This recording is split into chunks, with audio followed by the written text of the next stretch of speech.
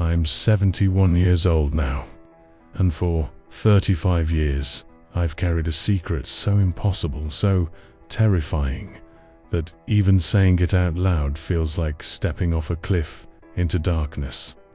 My name is Dr. Richard Mallory.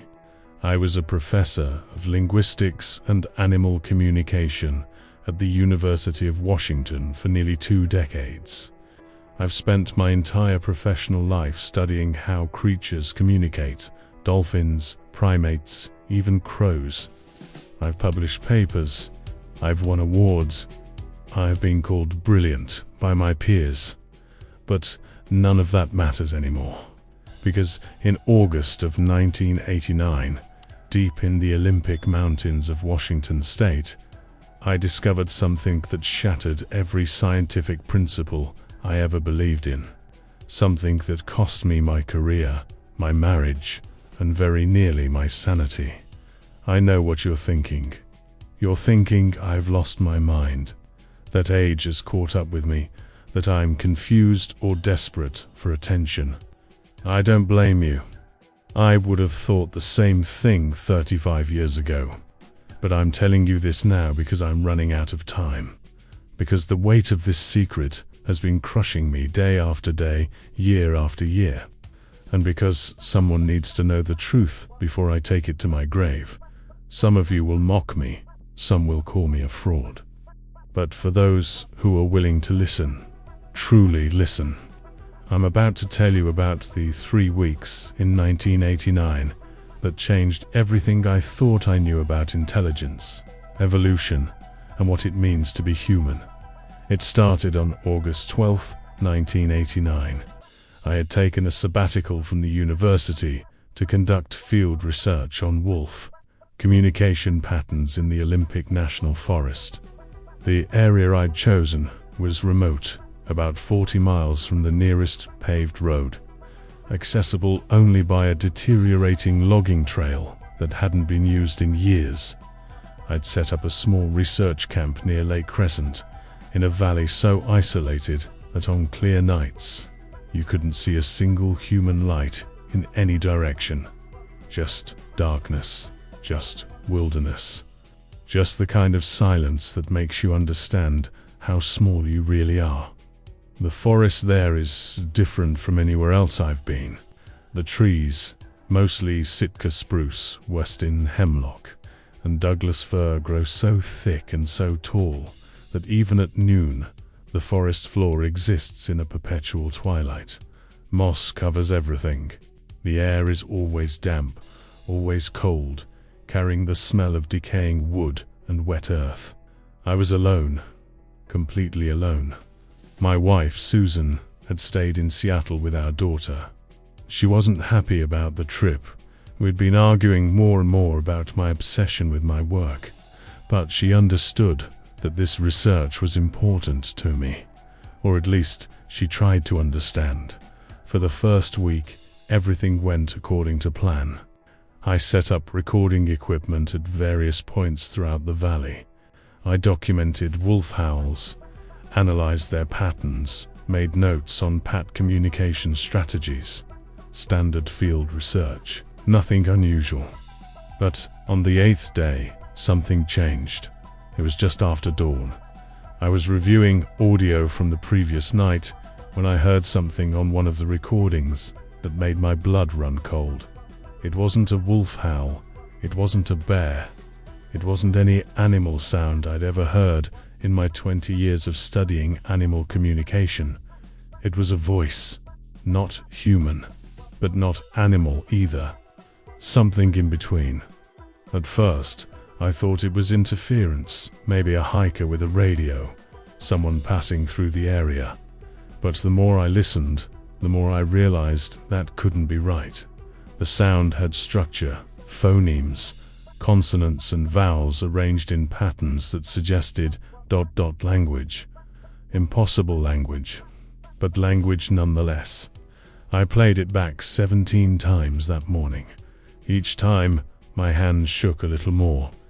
The recording was only 11 seconds long, but in those 11 seconds, I heard something that would haunt me for the rest of my life. A deep, resonant voice, almost like a human male, but lower, rougher, with harmonics that shouldn't exist in any primate vocal tracts, saying something that sounded like Karen ... Karen, more Thursday ... and then silence. I should have packed up my equipment right then. I should have hiked back to my truck and driven straight back to Seattle. I should have deleted that recording and never spoken of it again. But I didn't, because I'm a scientist. And scientists don't run from the unexplainable, they pursue it.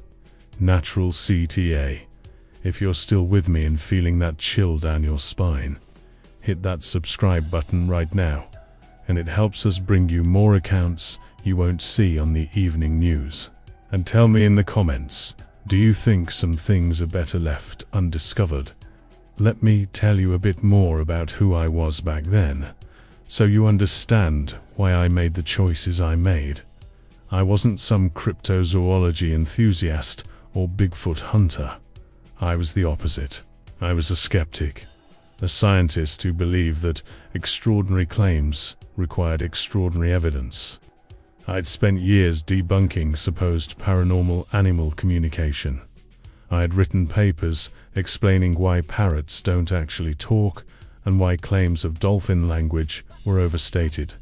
I believed in data, in peer review, in the scientific method.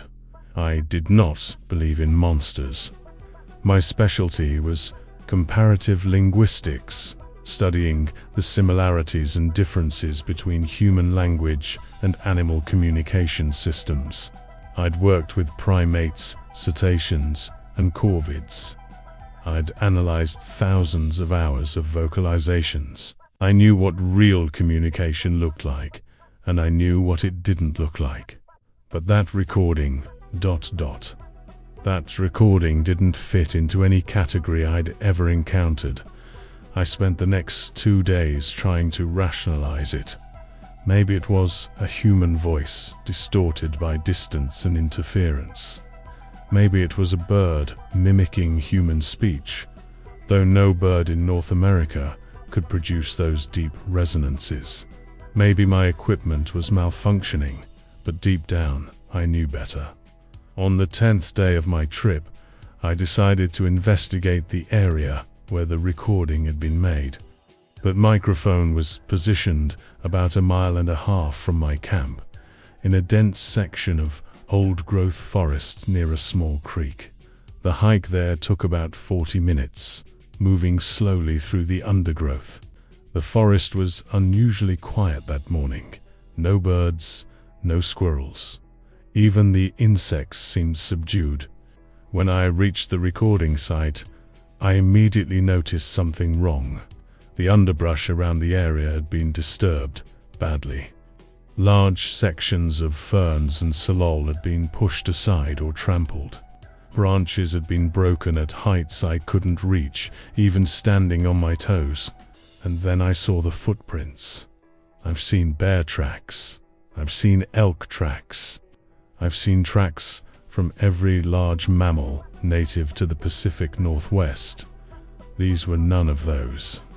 The prints were enormous, at least 16 inches long and 7 inches wide at the ball.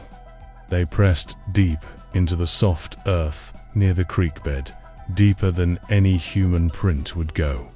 The stride length between prints was nearly 6 feet. But what disturbed me most wasn't the size, it was the shape.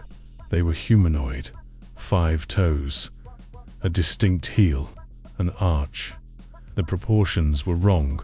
The toes were longer, thicker, more robust than human toes, but the overall structure was unmistakably similar to a human foot.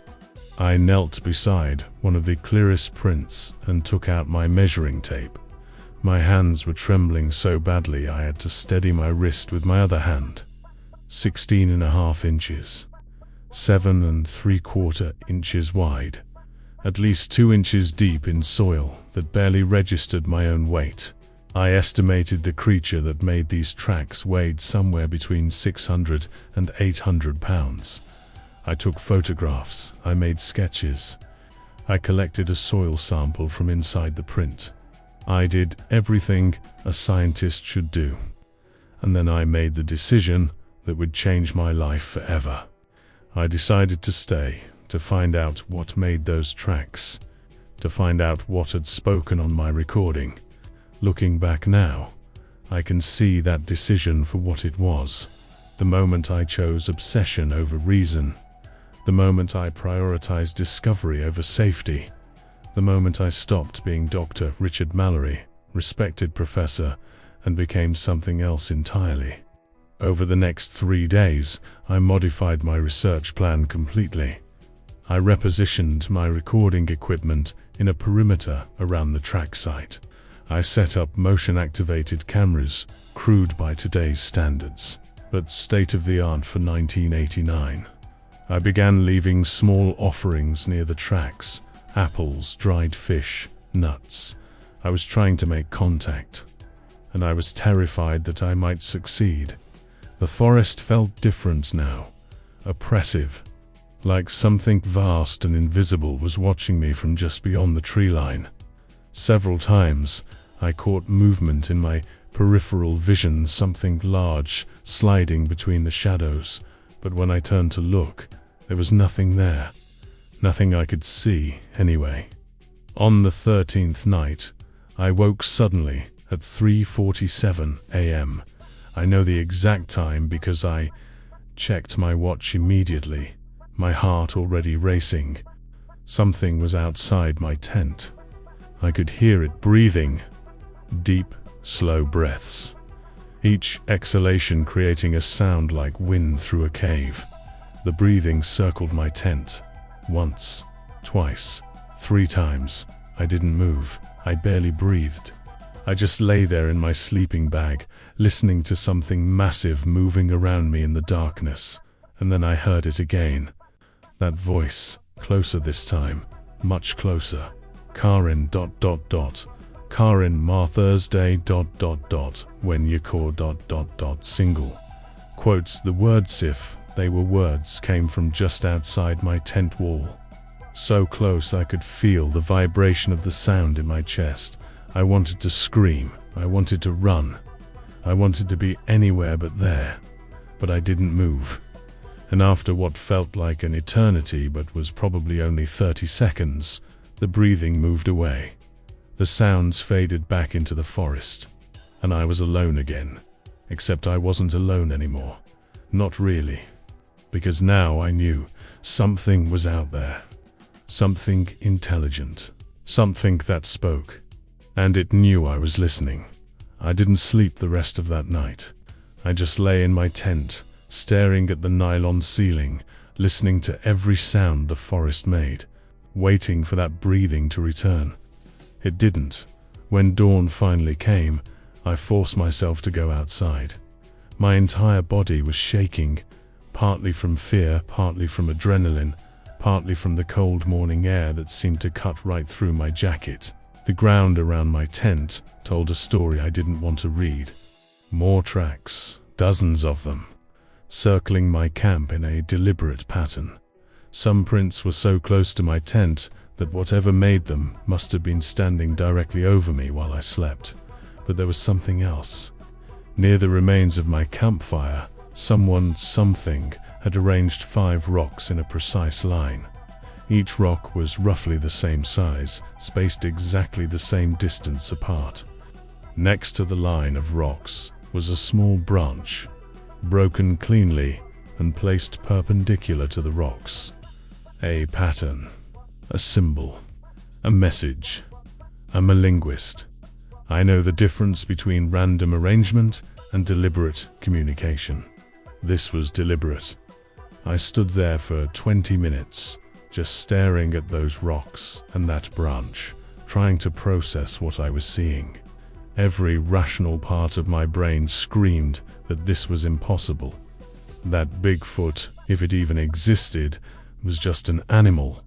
An undiscovered primate maybe, but still just an animal. Animals don't leave messages. Animals don't speak. But this thing did. I made a decision then, that I've questioned every day since. Instead of packing up and leaving, I sat down next to the rock arrangement and began my own response. I gathered 6 rocks, one more than the pattern showed, and arranged them in a parallel line. Then I placed 2 branches perpendicular to my line, mirroring and expanding on the original pattern. It felt absurd, like leaving cookies for Santa Claus or writing letters to God. But I was operating on instinct now, not reason. I set up a camera pointed at the arrangement. Then I hiked to the creek to refill my water bottles, deliberately staying away from my camp for several hours. When I returned just after noon, my arrangement had been changed. The 6 rocks were still there, but now they'd been divided into 2 groups of 3, with a larger rock placed between them. The 2 branches I'd laid down had been moved to form an X over the center rock. My chest tightened. My vision blurred at the edges. This wasn't random. This wasn't wind or animals or coincidence. Something was responding to me, and it understood that I was trying to communicate. I spent the rest of that day in a daze, making notes, taking photographs, trying to document everything with scientific precision, while my hands shook so badly I could barely hold my camera. I didn't eat. I barely drank water. I just sat by my tent, staring at that rock arrangement, waiting for night to fall, because I knew it would come back, and this time I was going to be ready. As the sun set and darkness claimed the forest, I positioned myself inside my tent with all my recording equipment active. I had a flashlight, a camera, and a tape recorder running continuously. I also had a hunting knife, though I knew with absolute certainty that if this thing wanted to hurt me, a 6-inch blade wouldn't make any difference. The waiting was torture. Every snapped twig made me jump. Every whisper of wind through the trees sounded like breathing. And then, at 11:43 p.m., it arrived. I heard the footsteps, first heavy, deliberate, moving through the forest with a weight that made the ground tremble slightly. Not running, not sneaking, just walking, moving with the confidence of something that had no predators. The footsteps stopped just outside my tent. I could see a shadow through the nylon. Massive, at least 8 feet tall, maybe more. The silhouette was human-shaped, but wrong, too broad at the shoulders. Arms hang too long, head positioned slightly forward of where a human head should be. My heart was beating so hard I thought it might break through my ribs. And then it spoke, not the fragments I'd heard before. Not the broken phrases on my recordings, full sentences, clear and intentional. When your core, ... ma Thursday sen. Ka adash ren dash do dash val.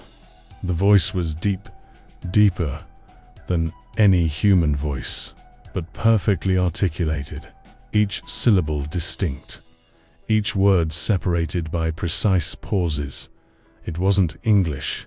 It wasn't any language I'd ever studied, but it was undeniably language. I did something then that probably saved my life. Instead of running, instead of screaming, I responded. I spoke out loud, forcing my voice to remain steady.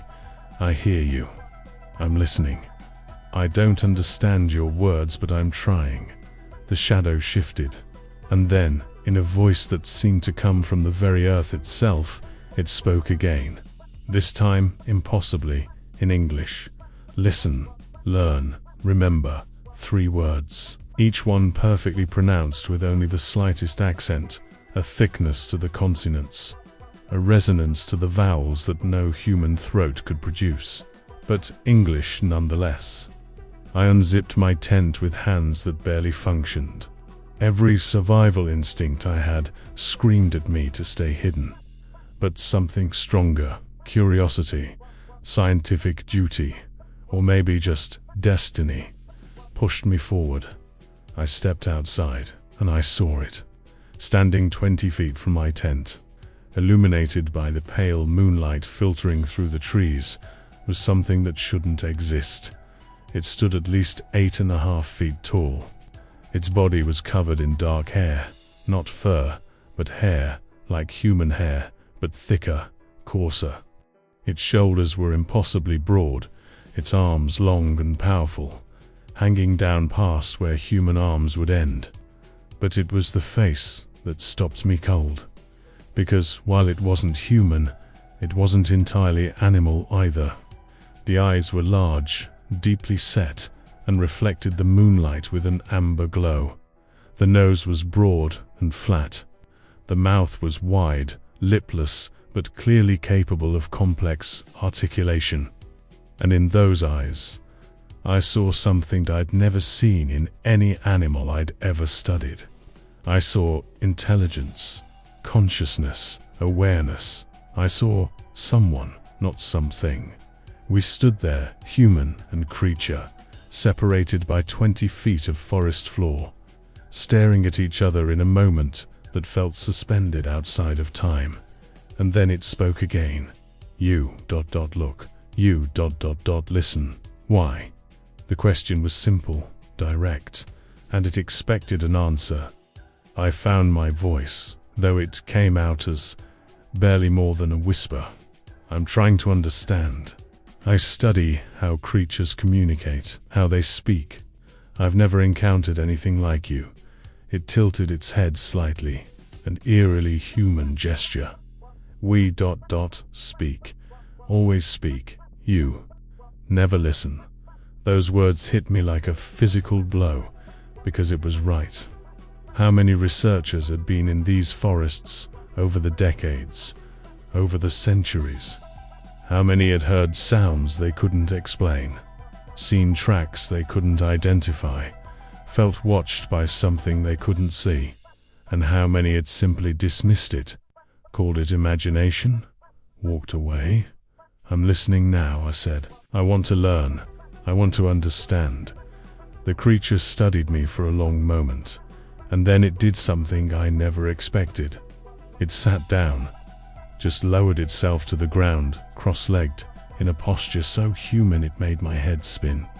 And it gestured to the ground in front of it, an invitation. I should have run. Every fiber of my being screamed that this was insane, that I was putting myself in mortal danger, that no scientific discovery was worth my life.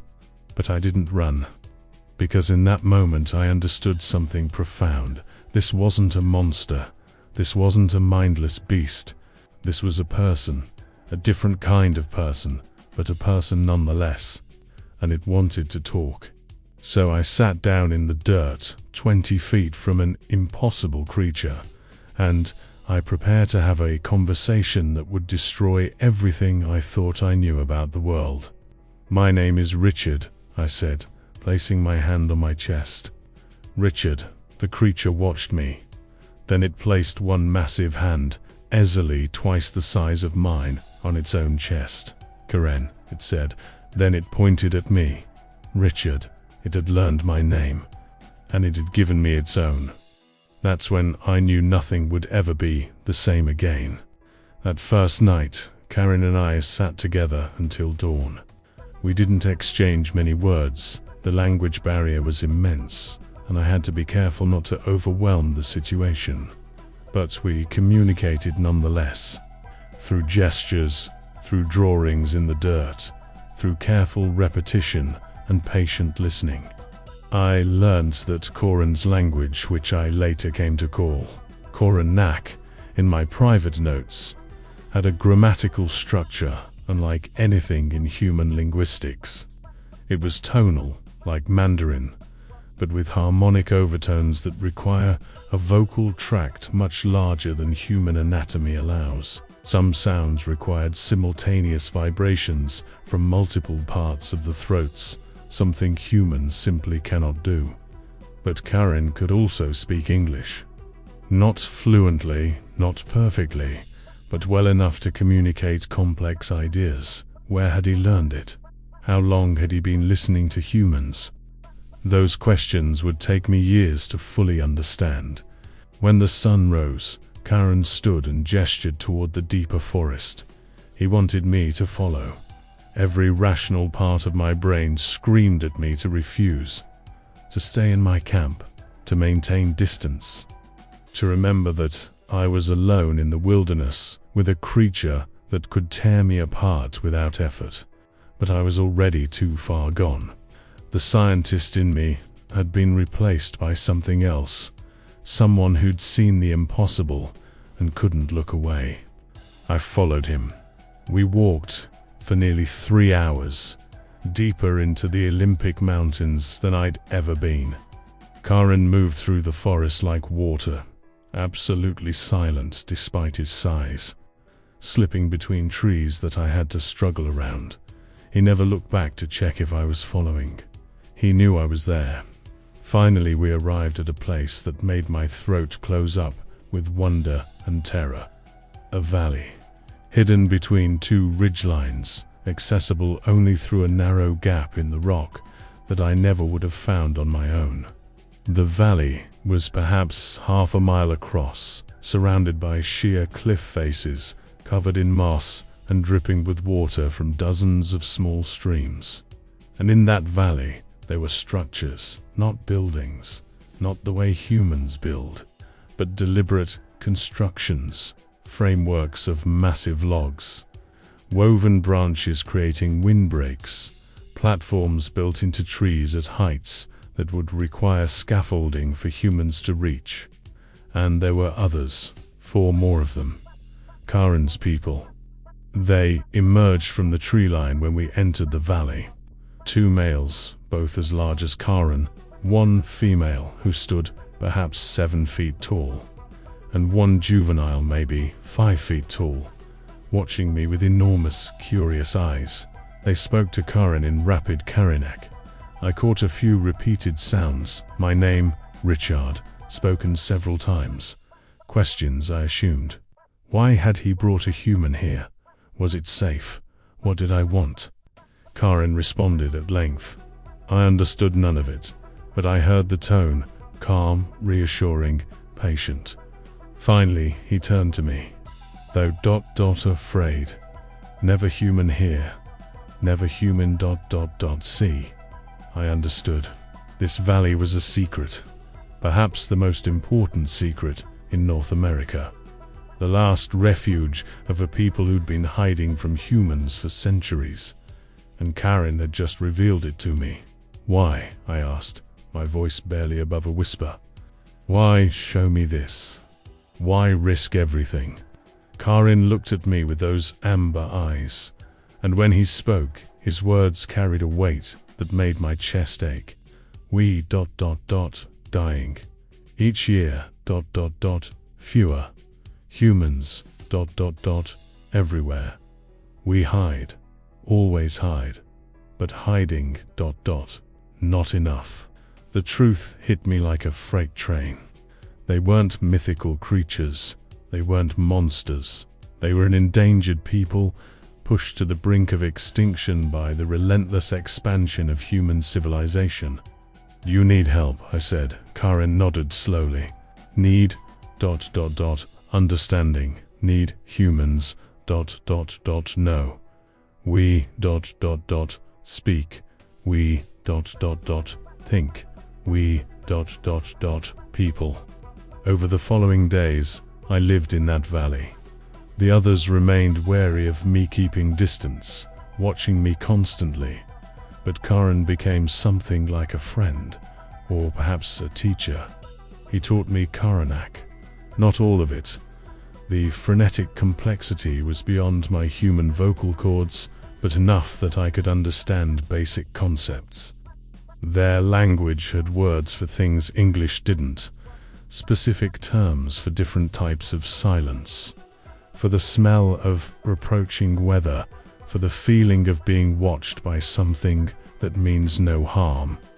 They had names for every tree, every rock formation, every animal in their territory. Not generic names, but individual names, as if each tree was a person they'd known for generations, because they had. Karin told me his people lived for a very long time. He estimated his own age at somewhere around 160 years.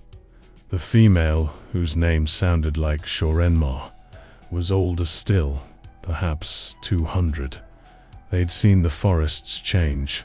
They'd watched the humans arrive, first in small numbers, then in floods. They'd seen their people hunted, killed, driven into smaller and smaller territories, and they'd learned to hide, to speak only in whispers, to move only at night, to erase their tracks and leave no evidence. They'd become ghosts.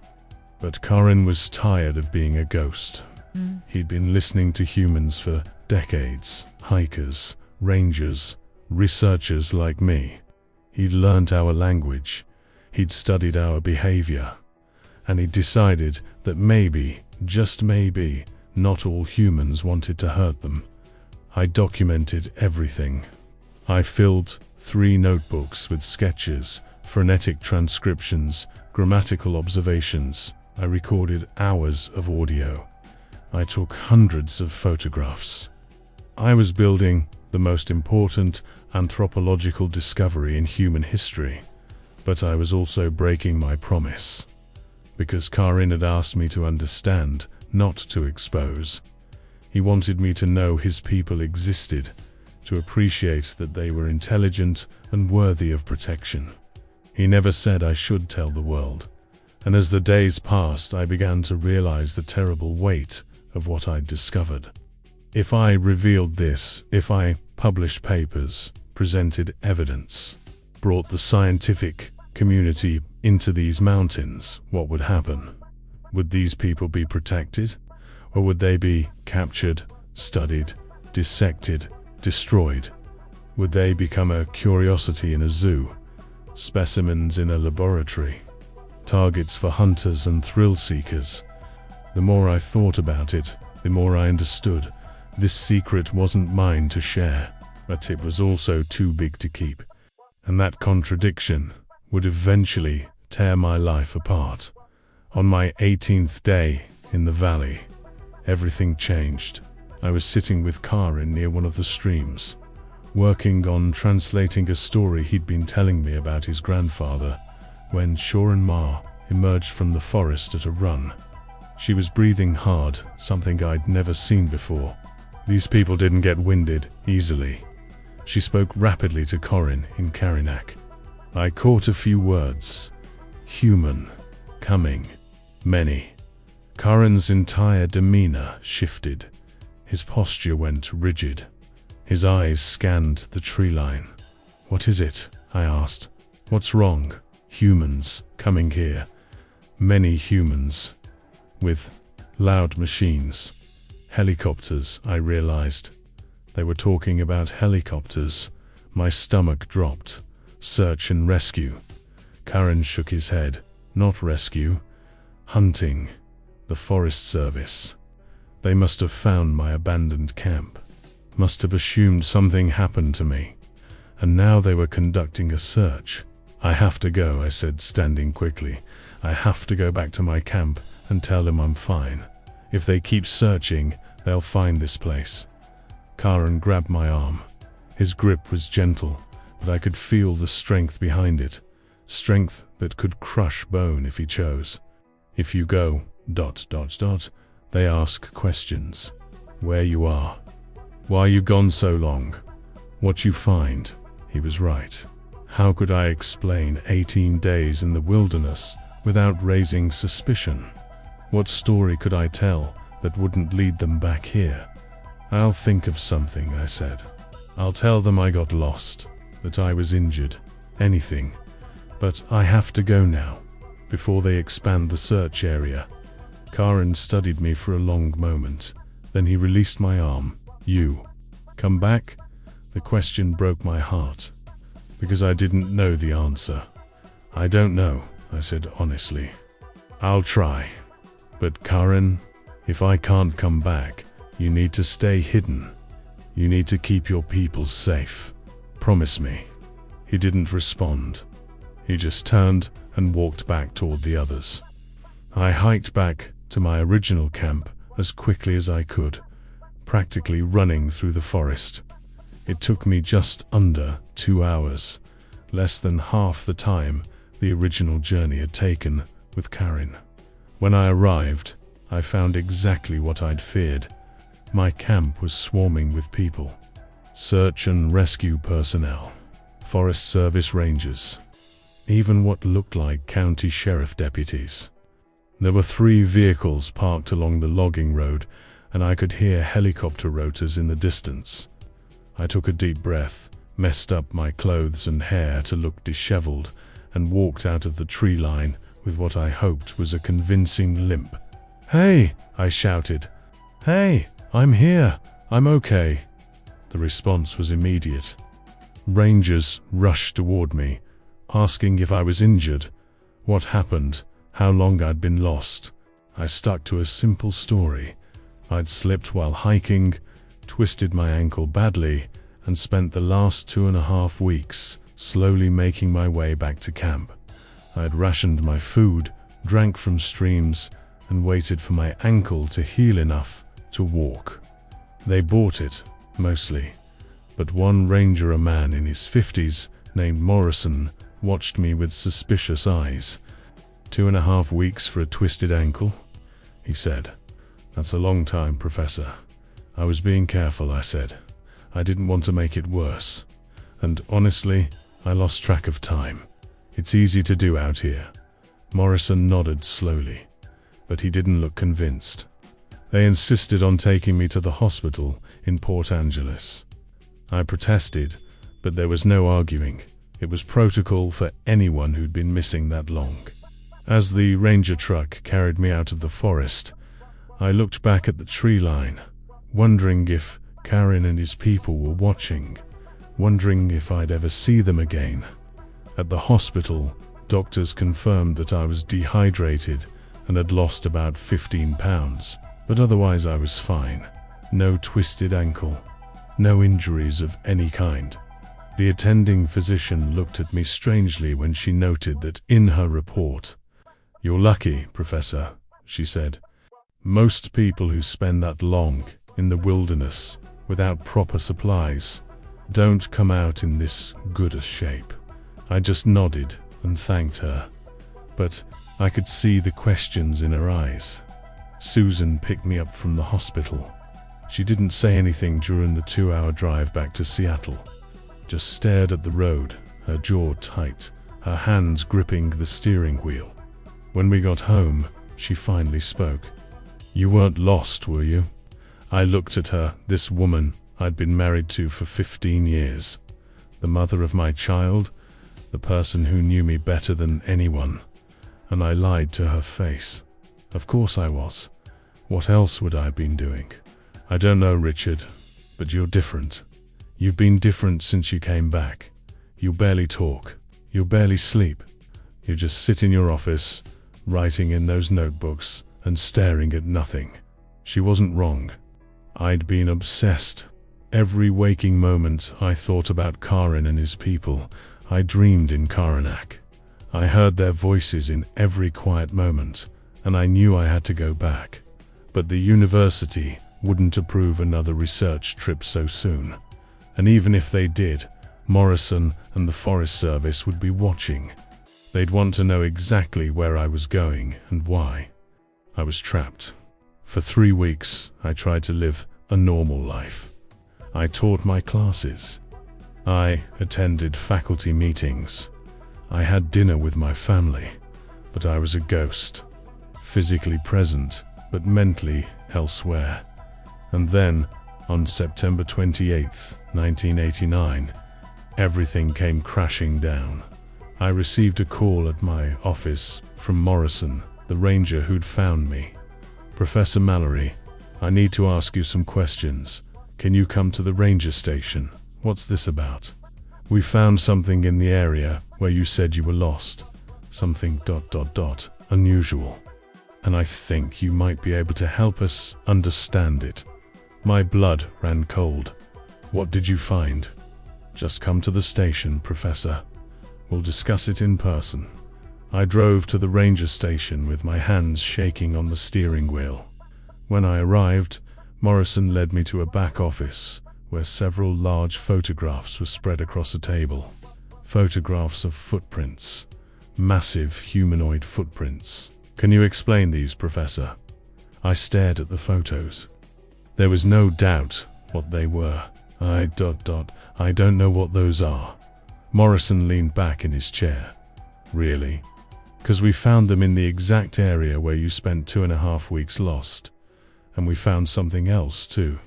He pulled out another photograph.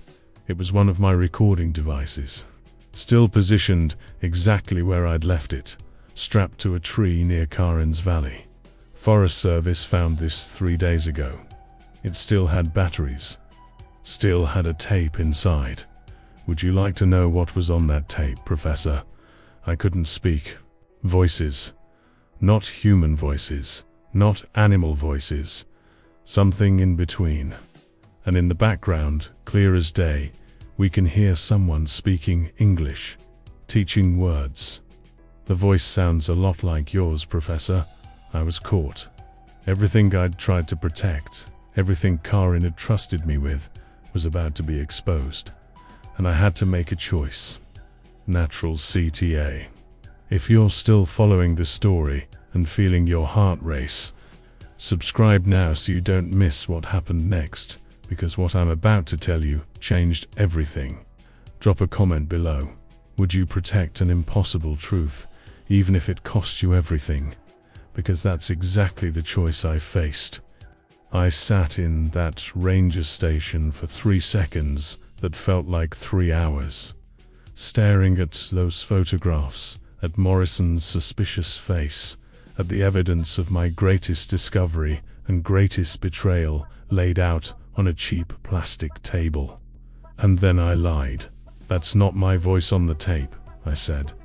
"And I have no idea what those tracks are. Maybe bear tracks distorted by erosion. I'm not a wildlife biologist, Ranger. I study linguistic patterns in known species." Morrison wasn't buying it. "Professor, we've had that tape analyzed. Voice recognition software says there's an 87% probability that the English voice is yours." "Voice recognition isn't admissible in court," I said, forcing my voice to remain steady. "And even if it was my voice, which I'm not admitting, it doesn't prove anything. I could have been recording myself practicing teaching techniques. I do that sometimes, out in nature. It helps me think. And the other voices, the impossible ones?" I shrugged. "Audio equipment malfunctions all the time in the field.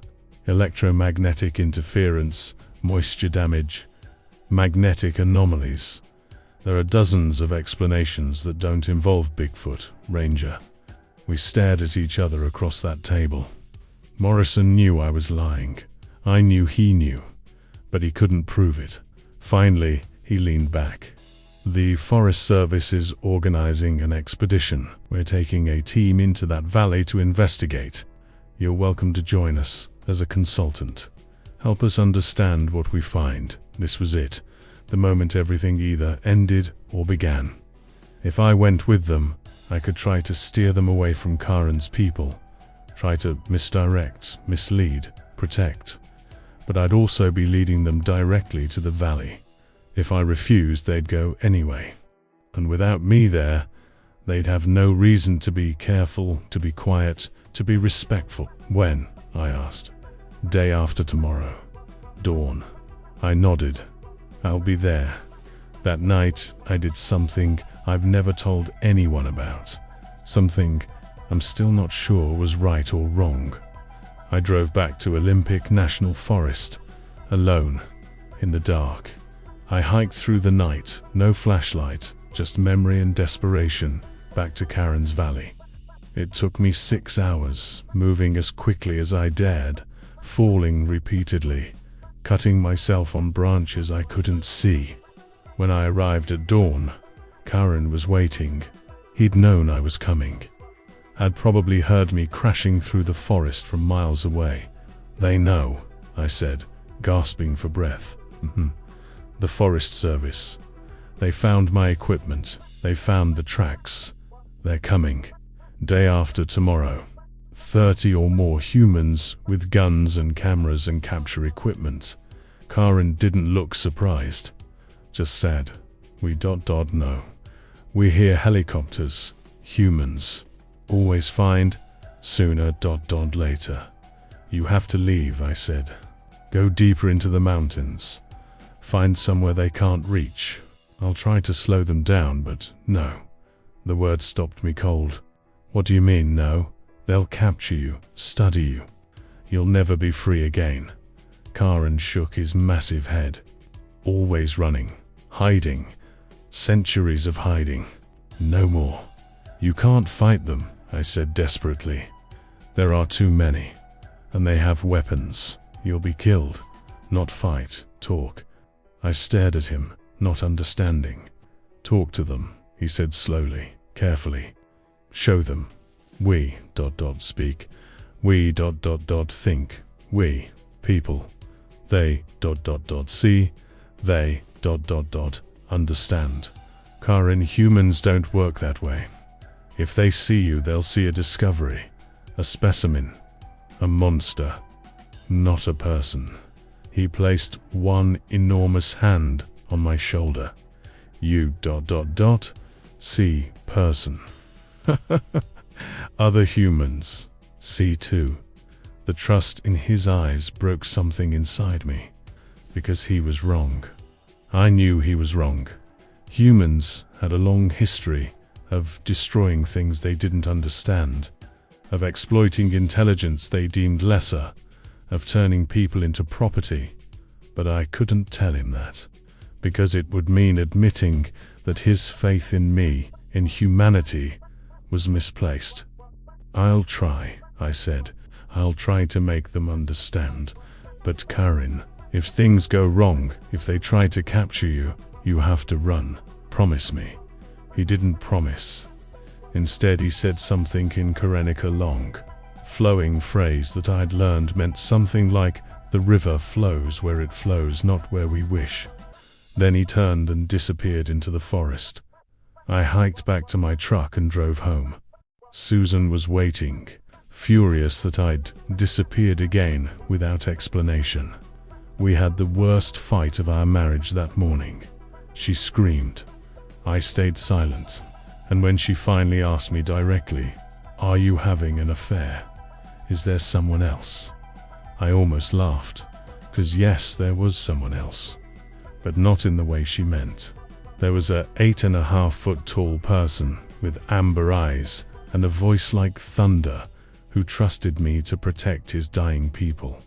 And I was about to betray that trust. The next day, October 1st, 1989, I met Morrison and the Forest Service team at dawn. There were 32 people, rangers, biologists, an anthropologist from University of Washington, 2 veterinarians, and 6 armed wildlife officers. They brought tranquilizer rifles, nets, cages. They were prepared for a monster, not a person. We hiked to the valley. I tried to slow us down, suggested wrong turns, claimed I wasn't sure of the way. But they had my original GPS coordinates from the recording device. We arrived at the hidden valley by noon. At first, we saw nothing. The valley appeared empty, just trees and rocks and water. Morrison ordered the team to spread out and search, and then Karen walked out of the tree line. He didn't hide, didn't run, just stepped into the open, standing at his full height, and waited. The response was immediate chaos, shouts, people stumbling backward, wildlife officers raising their tranquilizer rifles. "Wait!" I screamed. "Nobody shoot! Nobody move!" Morrison grabbed my arm. "What the hell is that?" "That," I said, my voice shaking, "is a person who speaks, who thinks, who has a family. And if any of you hurt him, I'll make sure the entire world knows that the US Forest Service murdered an intelligent being. Karen stood motionless, watching us, waiting, and then he spoke. In English, clear, deliberate, and unmistakable. We ... are ... people. We ... speak. We ... ask. ... you ... listen. The silence that followed was absolute. 32 humans stood frozen, staring at something that shattered every belief they'd ever held about the world. Morrison's grip on my arm loosened. Jesus Christ. It's talking. I corrected. He's talking. His name is Karen, and he has more right to this forest than any of us. For 3 hours, we stood in that valley while Karen spoke. Others of his people emerged. Shorin Ma, the juvenile, one of the other males. They didn't approach, just watched from the tree line.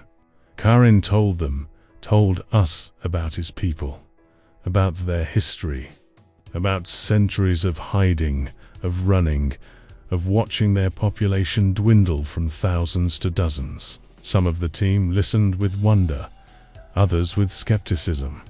The anthropologist recorded everything, tears streaming down her face.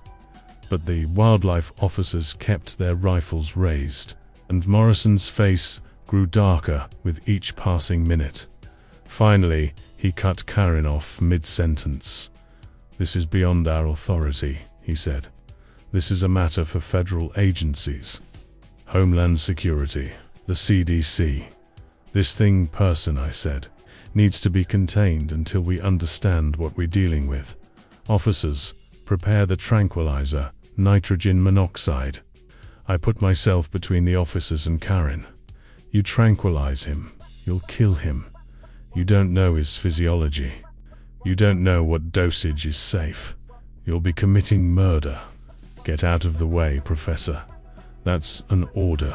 I'm not Forest Service. I don't follow your orders." Morrison's hand moved to his sidearm. "Professor, you're interfering with a federal operation. Move, or I'll have you arrested."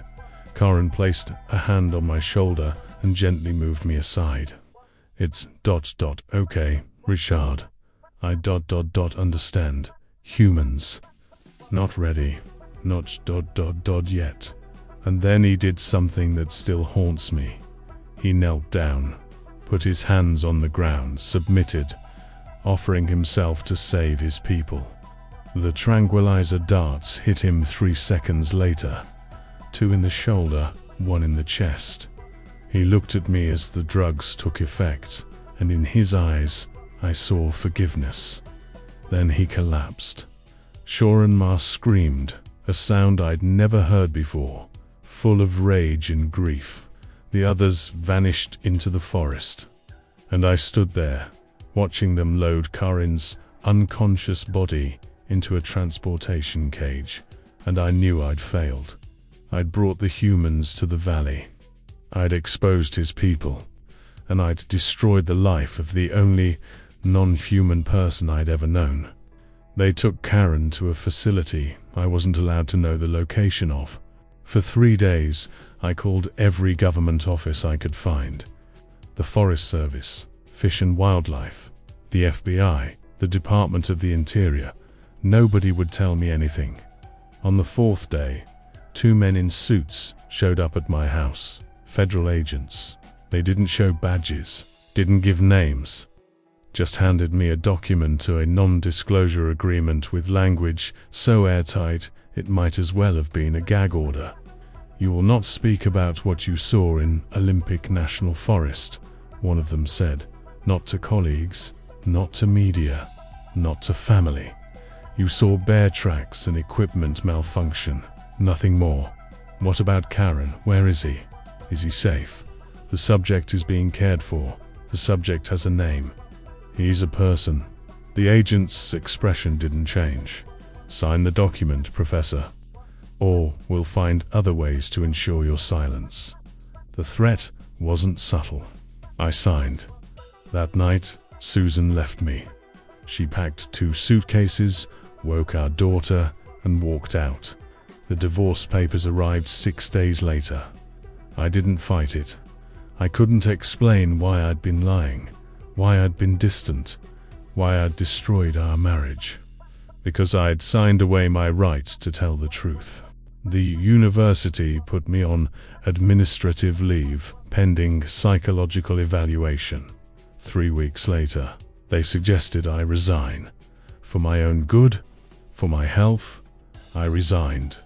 By December of 1989, I'd lost my wife, my daughter, my career, and every shred of credibility I'd ever built.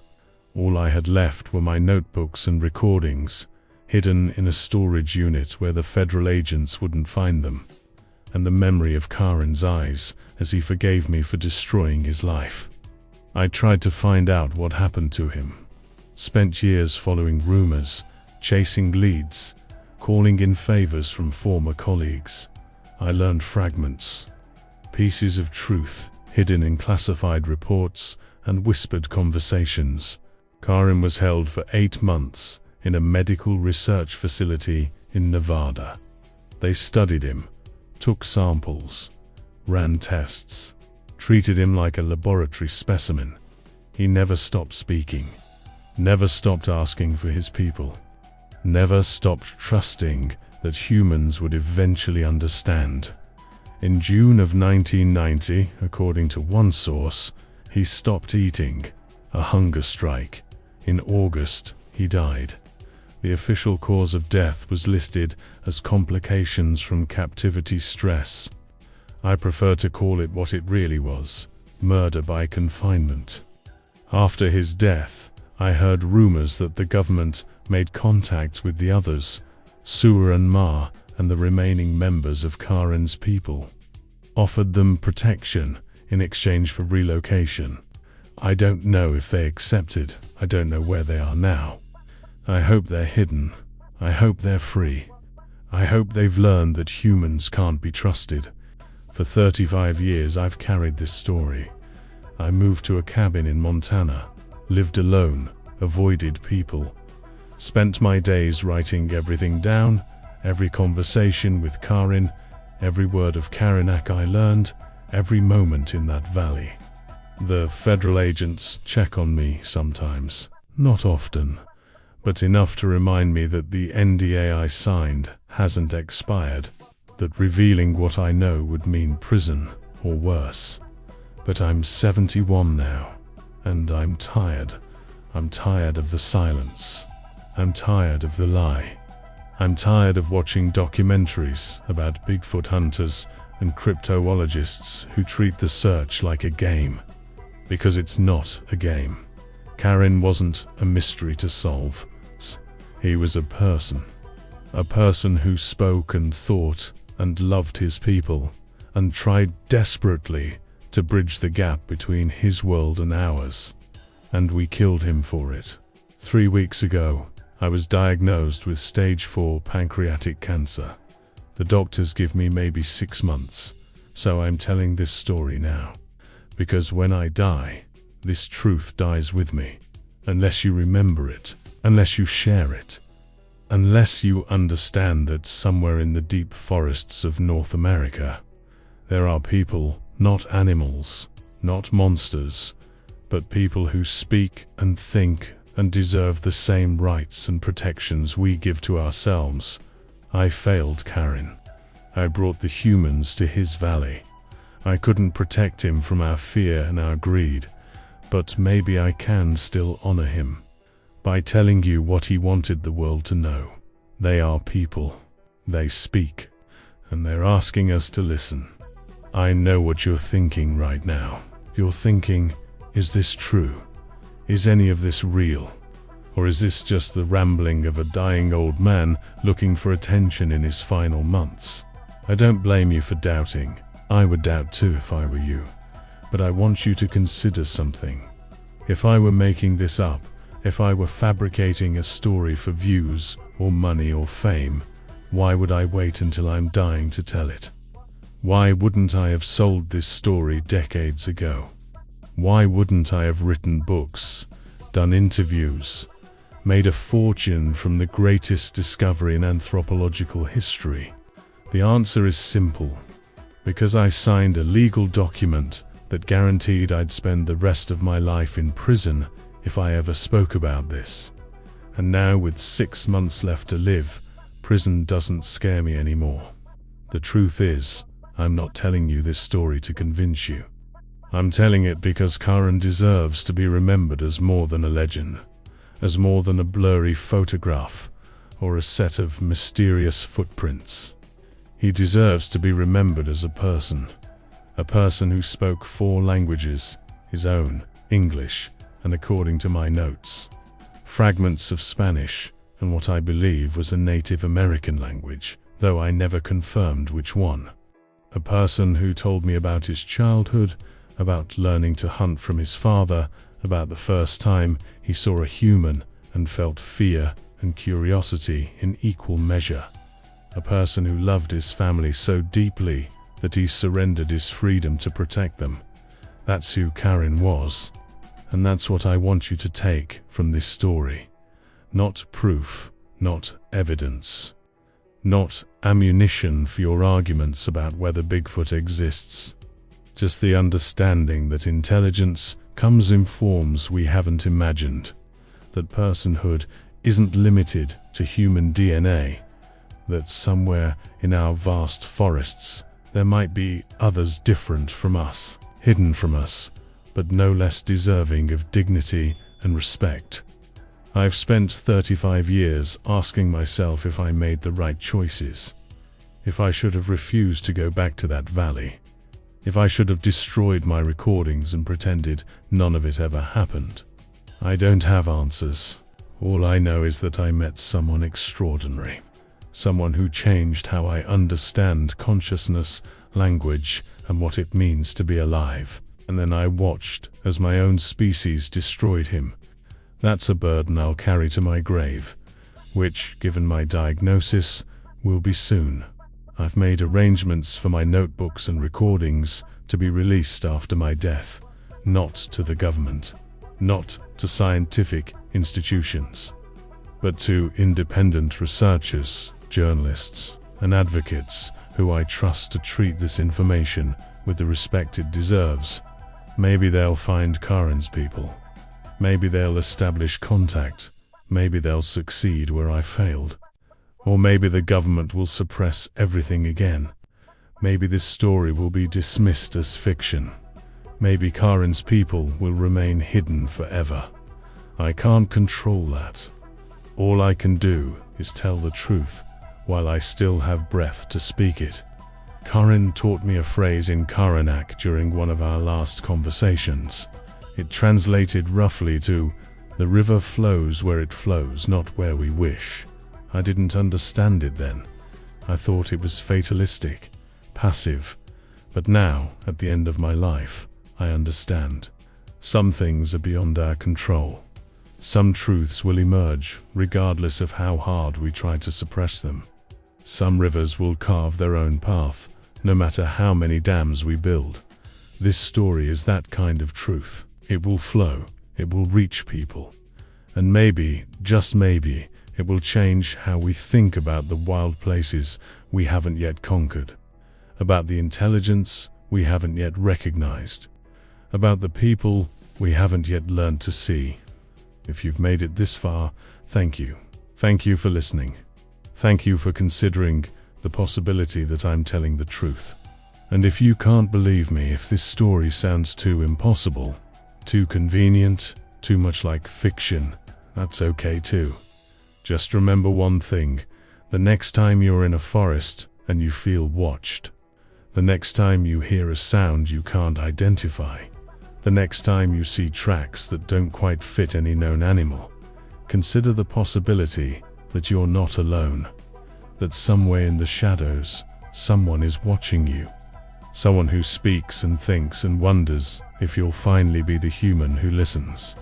Someone who's asking the same question Karen asked me 35 years ago: why do you look? Why do you listen? My answer then was, because I wanted to understand. What would your answer be? If this story has changed how you look at the wilderness, even a little, subscribe to this channel right now so you don't miss the other accounts we're bringing to light. And before you go, click on one of the stories appearing on your screen. Each one holds a truth as disturbing as this one. Thanks for watching. And remember, some truths prefer to stay in the shadows, but sooner or later they find someone willing to speak them.